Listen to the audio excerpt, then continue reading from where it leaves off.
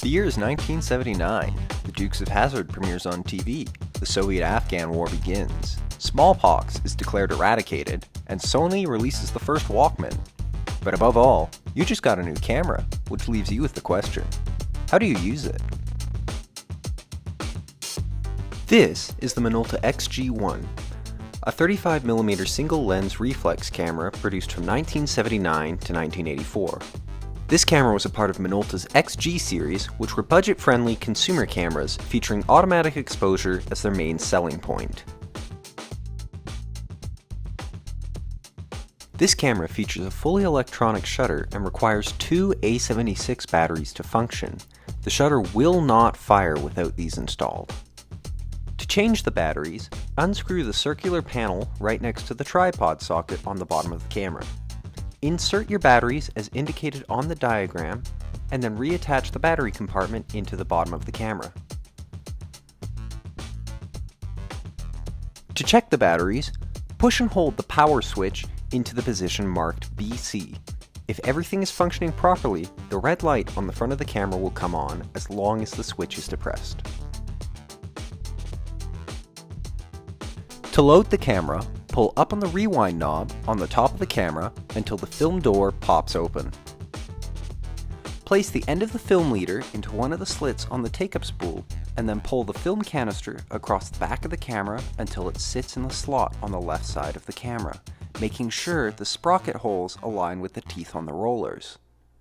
Depress the rewind knob and close the film door. Ensure that the power switch is set to the on position. Then, use the advanced lever to wind the film forward a couple shots until the indicator on the top of the camera reads 1. You should also notice a small red bar appear in the little window on the front right side of the camera. This red bar should continue moving towards the right as the film is advanced. This camera features an automatic exposure mode that functions the same way as the aperture priority setting found on more modern cameras. To enter into automatic mode, rotate the shutter speed dial until the orange A is aligned with the white mark. To set your film speed, pull up on the outer ring of the shutter speed dial and twist to adjust the number in the little window. You can set the ISO in 1/3 stop increments from 25 to 1600. The automatic mode works by having you set the desired aperture using the aperture ring on the lens. Then the meter inside the camera will calculate the appropriate shutter speed for the selected aperture. To activate the meter, rest your bare finger on the top of the shutter button, or alternatively, if you are wearing gloves, gently depress the shutter button a small amount and one of the red lights on the right side of the viewfinder should activate, indicating what shutter speed the camera has selected.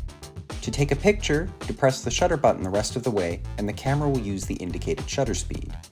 If two lights are on in the viewfinder, it indicates the selected shutter speed will be a half stop between the two indicated speeds. If the metered speed needed is faster than 1/1000th of a second, the shutter will not fire. However, if the camera is switched over to manual mode, you will be able to fire the shutter. If the metered speed needed is greater than 1 second, the camera will automatically adjust its speed to what it thinks is necessary. The longest recorded exposure time I found by playing with this was 47 seconds, though the true limit could potentially be much longer.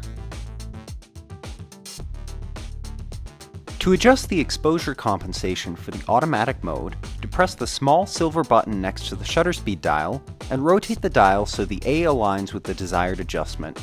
The available adjustments range in half stops from 2 stops underexposed to 2 stops overexposed.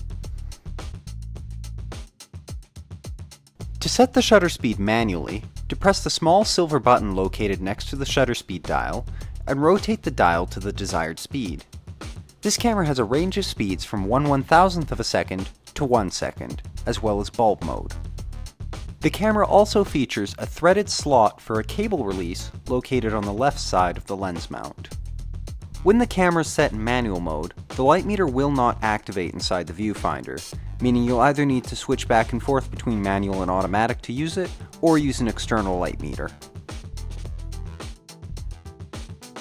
This camera is manual focus only. To check fine focus, this camera uses both a microprism dot and split image focusing screen. To achieve fine focus, place the center circle over whatever you want and adjust the focus until the image appears unbroken and the tiny diamonds disappear, as well as the two halves of the image appear aligned. The focusing screen works relatively well in most cases, but can become difficult to use in low light scenarios or with slower lenses, forcing you to rely on the ground glass instead. If you wish to take a double exposure with this camera, first flip out the handle on the rewind knob and move it until you feel tension on the film. Then press and hold the rewind button on the bottom of the camera, being careful not to move the position of the rewind knob. Still holding the rewind knob and the rewind button, advance the shutter. If you've done everything right, the film should have remained in place inside the camera, allowing for a double exposure. This camera uses a Minolta SR mount, often mislabeled as a Minolta MD mount online. To change lenses on this camera, depress the circular silver button on the left side of the lens mount and rotate the lens to the right until it stops, and remove the lens. To attach a lens, align the red dot on the lens with the red mark on the camera and rotate it left until it clicks into place. The self-timer mechanism is located on the power switch. To set the timer, rotate the switch to the marked position and cock the shutter. Then push the shutter button and the red light on the front of the camera will begin to flash. You'll have about 10 seconds before the picture is taken. To disable the timer once activated, switch the camera back to off. This camera has a hot shoe as well as a flash port on the left side of the lens mount. This camera is capable of using electronic flashes as well as FP and MF flash bulbs. When using an electronic or X flash, the camera will sync properly at speeds of 1/60th of a second and slower. When using an MF or FP bulb, the camera will sync at speeds of 1/15th of a second or slower.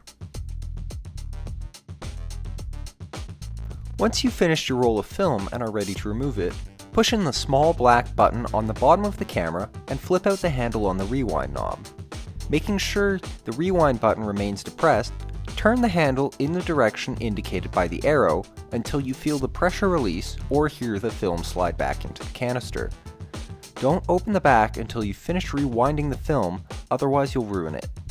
Then, open the back and remove the film from the camera.